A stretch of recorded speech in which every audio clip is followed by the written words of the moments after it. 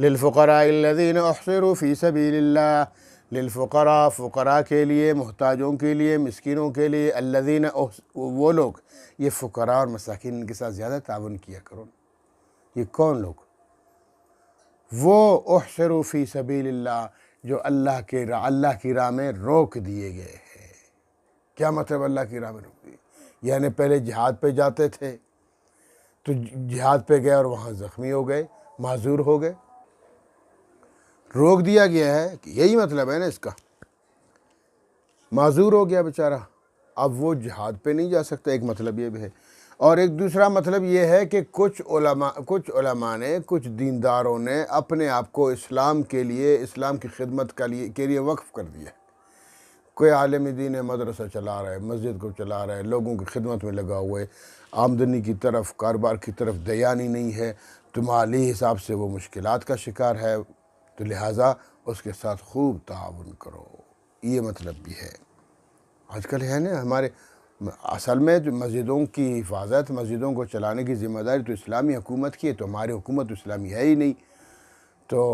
ہم اپنی ثوابدید پہ پیشمام رکھتے ہیں، اس بیچارے کو پھر دیتے کچھ نہیں ہے، تو ان کے ساتھ خوب تعاون کر دینا چاہیے۔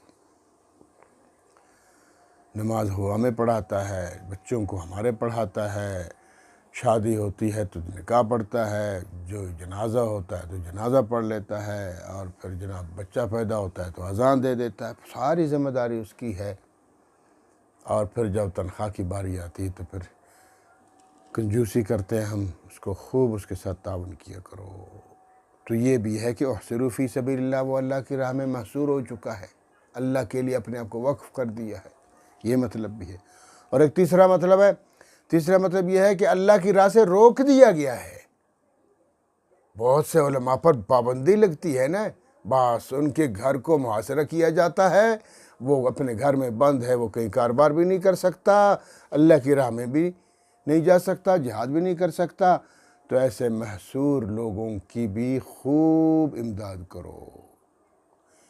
اور ایک مطلب اور بھی ہے کہ وہ روک دیا گیا ہے، یعنی اس کو پابند سلاسل کر دیا گیا ہے،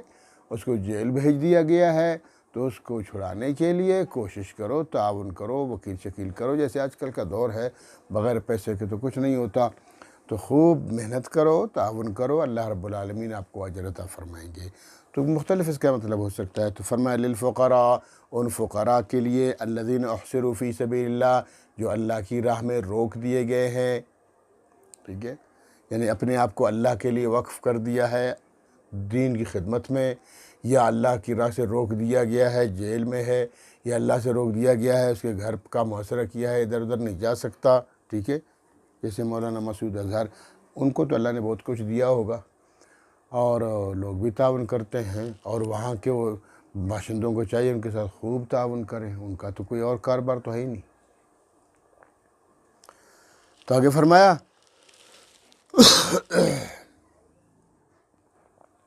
لا یستطیعون ضربا فی الارض، وہ استطاعت ہی نہیں رکھتے ہیں ضربا فی الارض، زمین میں سفر کرنے کا، سفر کرنے زمین میں کر ہی نہیں سکتے، بس انہوں نے اپنے آپ کو وقف کر دیا ہے۔ اصحاب صفہ کی طرف بھی اشارہ ہے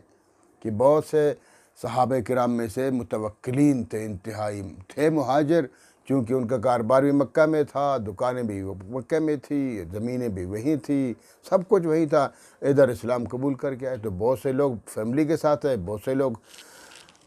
خالیہ تھا کہ، تو کچھ ایسے صحابہ بھی تھے کہ تنہا، نہ بیوی ہے نہ بچے ہیں، تو یہاں بھی کچھ اکیلا تنہا، کچھ بھی نہیں ہے، نہ گھر ہے نہ بیوی ہے نہ بچے ہیں نہ رشتہ دار ہے، بس، اور ہے بھی متوکلین میں سے، اصحاب صفہ نام تھا، بس مسجد نبوی کے ایک چبوترے میں کونے میں بس بیٹھے ہوتے تھے، سارا دن روزہ ساری رات اللہ کی عبادت میں لگے ہوتے تھے، نوافل پڑھتے تھے، قرآن کی تلاوت کرتے تھے، ذکر و اذکار کرتے تھے، کپڑے شپڑے بھی نہیں ہے، کبھی اگر اللہ ماشاءاللہ ضرورت پڑ گئی، بہت بھوک نے تنگ کر لیا، تو جا کے جنگل سے لکڑی کندھے پہ اٹھا کے لے آئے، بازار میں بیچ کے اپنا گزارا تھوڑا سا کر لیا۔ تو ان کے بارے میں اللہ تعالیٰ فرماتے ہیں ایسے متوکلین جنہوں نے اپنے آپ کو دین کے لیے وقف کر رکھا ہے تو ان کو دے دو۔ لا یستطیعون ضربا فی الارض، وہ زمین میں سفر بھی نہیں کرتے ہیں، جا کے اب کمائی شمائی نہیں کرتے ہیں، خود تو نہیں مانگتے ہیں۔ یحسبهم الجاہل اغنیاء، جو لوگ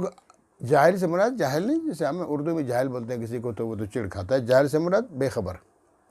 عام لوگوں کو تو بھائی دیکھو، ایک بندے کے متعلق ایک عالم دین ہے، بہت بڑا عالم ہے، لیکن اس کو ایک بندے کے بارے میں معلومات نہیں ہے، تو پھر تو جاہل ہو گیا نا اس کے بارے میں، تو یہ مطلب ہے۔ تو فرمایا یحسبہم الجاہل اغنیاء، جاہل ان کو، بے خبر لوگ ان کو اغنیاء سمجھتے ہیں، غنی سمجھتے ہیں، مالدار، کیونکہ وہ کسی کے سامنے ہاتھ نہیں پھیلاتے ہیں، وہ کسی کے سامنے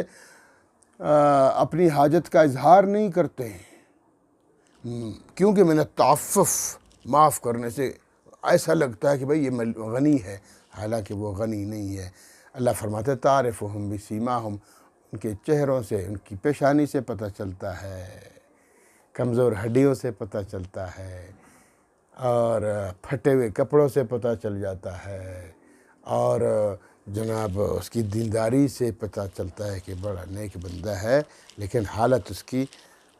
کمزور ہے، رنگ اس کا پیلا پڑ چکا ہے، کمزور حالت اس کی۔ تو تعریف و بصیفہ چہروں سے پتہ چل جاتا ہے، تو ایسوں کے ساتھ تعاون کرو۔ وہ خود تو نہیں مانگتے، اللہ کے نیک بندے تھوڑی مانگتے۔ ہمارے پاکستان میں تو سارے، آدھا پاکستان بھکاری بنا ہوا ہے،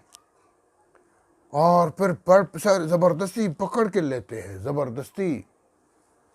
ایسا تو بھائی اسلام میں بھیک مانگنا حرام ہے۔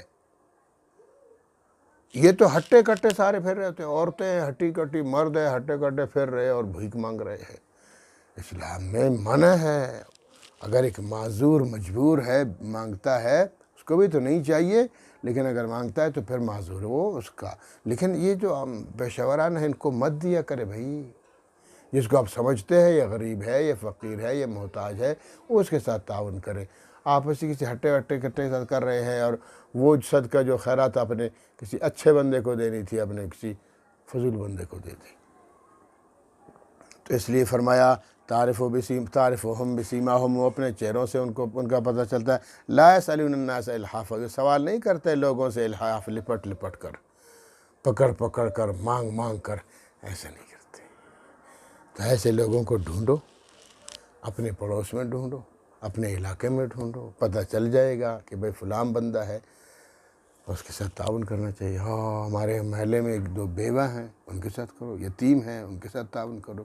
یا ایسے دیندار لوگ ہیں، اپنے آپ کو وقف کر دیا دین کے لیے، ان کا کوئی ذریعہ معاش نہیں ہے، ان کے ساتھ تعاون کرو۔